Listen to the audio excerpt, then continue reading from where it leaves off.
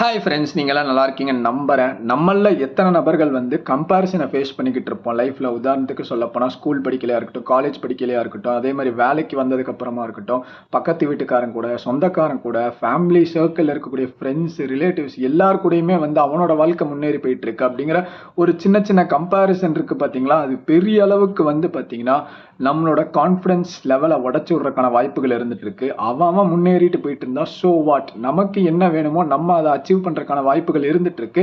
But எப்படி சொல்றதுன்னா, compare பண்ணலாம். எப்படின்னா, நேத்திக்கு நம்ம எப்படி இருந்தோம், இன்னைக்கு எப்படி இருக்கிறோம், இன்னும் 6 மாசம் பின்னாடி நம்ம எப்படி இருந்தோம், இப்ப நம்ம எப்படி முன்னேறி இருக்கோம் அப்படிங்கிற ஒரு கம்பேரிசன் நமக்குள்ள மட்டும்தான் இருக்கணும். அடுத்தவனோட கம்பேர் பண்ணி பார்க்கவே கூடாது. அடுத்தவன் நல்லா சம்பாதிக்கிறான், அடுத்தவன் நல்ல வேலையில இருக்கான், அடுத்தவன் இப்படி இருக்கான் அப்படிங்கிற ஒரு கம்பேரிசன் இருந்தாலே நம்ம வாழ்க்கையை நம்ம அழிச்சுக்கிட்டு போயிட்டு இருப்போம். ஒருத்தன் வந்து கம்பேர் பண்ணிக்கிட்டே இருந்தோம்னா, உதாரணத்துக்கு சொல்ல போனா ஒரு மேட்ரிக்ஸ் இருக்கு. அதை எப்படி அளவிடலான்னு பார்த்தீங்கன்னா, ஒரு வாரம் 1% நம்ம முன்னேறி போனோம்னா கூட நம்ம பெட்டரா முன்னேறி இருக்கோங்கிறது தான் இருந்துட்டு இருக்கோம்.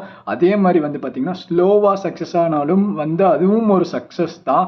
யாரையும் யாரோடவும் கம்பேர் பண்ணாதீங்க. அப்படி கம்பேர் பண்ணா நம்மளோட கான்ஃபிடன்ஸ் லெவல் குறையறதுக்கான வாய்ப்புகள் அதிகமா இருந்துட்டு இருக்கு. அதுவே நம்மளோட கான்ஃபிடன்ஸை உடைச்சு விட்டுரும். ரொம்பவே ஏற்றத்தாழ்வுகள் வராதுக்கான வாய்ப்புகள் இருந்துட்டு இருக்கு. அவன் இப்படி இருக்கான் இப்படி இருக்கான்னு சொல்லி நம்ம அவனை நோக்கி பார்த்துட்டு இருந்தோம்னா நம்மளை நோக்கி நம்ம பார்க்க மாட்டோங்கிற சொல்லிட்டு வீடியோ முடிக்கிறேன். Tata, bye by.